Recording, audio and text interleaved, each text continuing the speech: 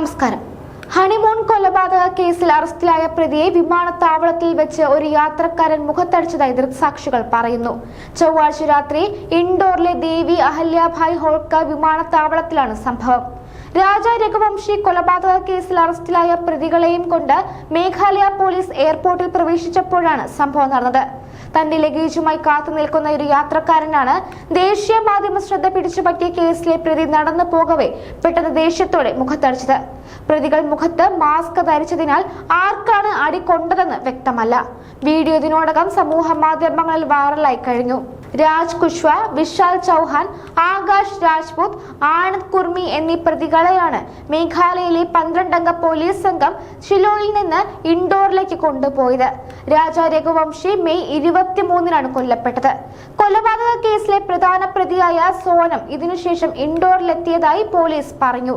25 മുതൽ 27 വരെയുള്ള ദിവസങ്ങളിൽ ഇൻഡോറിൽ വാടക വീട്ടിലാണ് താമസിച്ചിരുന്നതെന്നും പോലീസ് പറഞ്ഞു. വിവാഹശേഷം മെയ് 20-നാണ് ദമ്പതികൾ ഹണിമൂണിനായി മേഘാലയയിലെത്തിയത്. 24 മുതലാണ് ഇരുവരെയും കാണാതായത്. 10 ദിവസത്തിനു ശേഷം ജൂൺ 2-ന് രാജ രഘുവംശിയുടെ മൃതദേഹം ചിറാപുഞ്ചിയിൽ നിന്നാണ് കണ്ടെത്തിയത്. ഭാര്യ സോനത്തെ കണ്ടെത്താൻ കഴിഞ്ഞിരുന്നില്ല. പിന്നീട് ഗാന്ധിപൂർ പോലീസ് സ്റ്റേഷനിലെത്തി കീഴടങ്ങി ഭാര്യ സോനം കൊലപാതക വിവരങ്ങൾ പോലീസിനോട് വെളിപ്പെടുത്തുകയായിരുന്നു.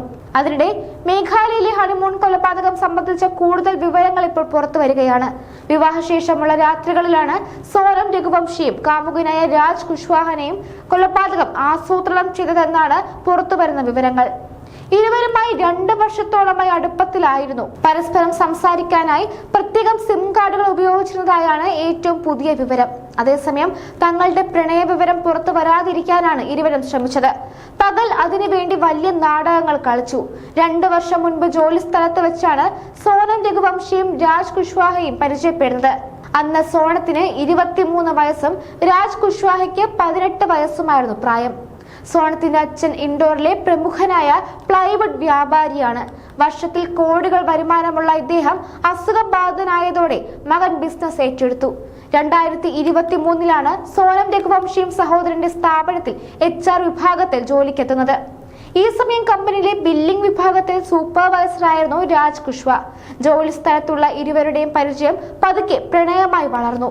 പക്ഷെ പരസ്യമായി ശൃംഗരിക്കാനോ ആളുകൾക്ക് സംശയം തോന്നും വിധം സംസാരിക്കാനോ ഇരുവരും തയ്യാറായിരുന്നില്ല. തന്നേക്കാൾ 5 വയസ്സ് കൂടുതലുള്ള സോണത്തെ ചേച്ചി എന്നാണ് രാജ് കുശ്വ മറ്റുള്ളവർക്കിടയിൽ അഭിസംബോധന ചെയ്തിരുന്നത്. എന്നാൽ അടുപ്പത്തിലായതോടെ ഇരുവരും മൊബൈൽ ഫോൺ വഴി ദിവസവും മണിക്കൂറുകളോളം സംസാരിച്ചിരുന്നു. ഇതിനായി 2 പേരും പ്രത്യേകം സിം കാർഡുകളും ഉപയോഗിച്ചു. 2 പേരുടെയും ഈ രഹസ്യ നമ്പറുകൾ ആർക്കും അറിയുമായിരുന്നില്ല. സോണത്തിന്റെ വിവാഹത്തിന് ശേഷം കൊലപാതകം ആസൂത്രണം ചെയ്യാനും ഇതേ നമ്പറുകൾ ഉപയോഗിച്ചാണ് പ്രതികൾ പരസ്പരം സംസാരിച്ചിരുന്നത്. കൊല്ലപ്പെട്ട രാജ രഘുവംശിയും കുടുംബവും ഇൻഡോറിലെ പ്രമുഖ ബിസിനസ്സുകാരാണ്. ട്രാൻസ്പോർട്ട് കമ്പനി നടത്തുന്ന രാജ രഘുവംശിയുമായി സോണത്തിന്റെ വിവാഹം ഉറപ്പിച്ചതും ഇരുവരുടെയും വീട്ടുകാരായിരുന്നു. തുടർന്ന് ഇക്കഴിഞ്ഞ മെയ് 11-ന് ആഡംബരമായി തന്നെ വിവാഹം കഴിഞ്ഞു. എന്നാൽ വിവാഹം കഴിഞ്ഞ് ഏതാനും ദിവസങ്ങൾക്കുള്ളിൽ തന്നെ ഭാര്യയ്ക്ക് തന്നെ താല്പര്യമില്ലെന്ന് രാജ രഘുവംശി അമ്മയോട് പരാതിപ്പെട്ടിരുന്നു. ഇതോടെ അമ്മ മരുമകളോട് കാര്യം തിരക്കി. എന്നാൽ ഓഫീസിലെ ജോലി തിരക്ക് കാരണമാണ് ഭർത്താവിനൊപ്പം സമയം ചെലവിടാൻ കഴിയാത്തതെന്നായിരുന്നു സോണത്തിന്റെ മറുപടി.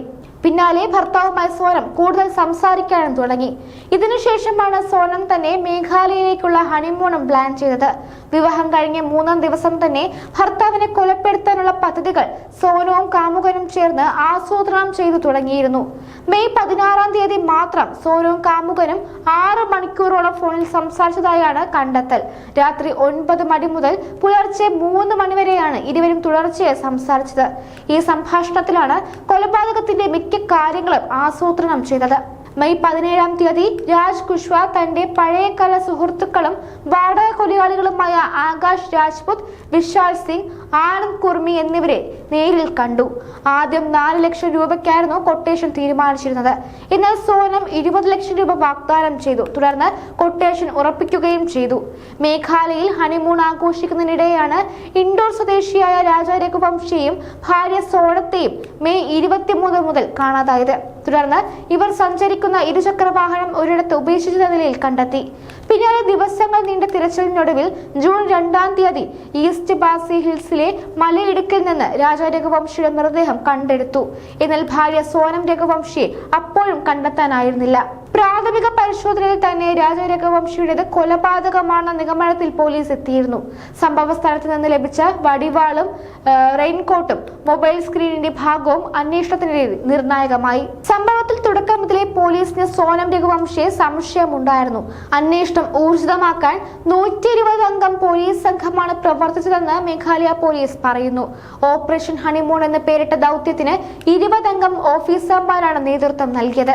സോനം രഘുവംശി എന്ന 24-കാരിയാണ് ഭർത്താവ് ഇൻഡോർ സ്വദേശി രാജ രഘുവംശിയെ വാടക കൊലയാളികളുടെ സഹായത്തോടെ കൊലപ്പെടുത്തിയതെന്ന് ഒടുവിൽ പോലീസ് കണ്ടെത്തി. യുവതി ഫോണിലൂടെ ലൈവ് ലൊക്കേഷൻ സുഹൃത്തിന് ഷെയർ ചെയ്തിരുന്നതായി പോലീസ് പറഞ്ഞു. സുഹൃത്ത് ഏർപ്പാടാക്കിയ കൊലയാളികൾ ദമ്പതികൾ സഞ്ചരിക്കുന്ന സ്ഥലത്തെക്കുറിച്ച് കൃത്യമായി മനസ്സിലാക്കിയത് ഇതിലൂടെയാണ്. തുടർന്നാണ് കൊല നടത്തിയത്. സുഹൃത്തിനോടൊപ്പം ജീവിക്കുന്നതിനായാണ് ഭർത്താവിനെ കൊലപ്പെടുത്തിയതെന്നതിന് തെളിവ് ലഭിച്ചിട്ടുണ്ടെന്നും പോലീസ് അറിയിച്ചു.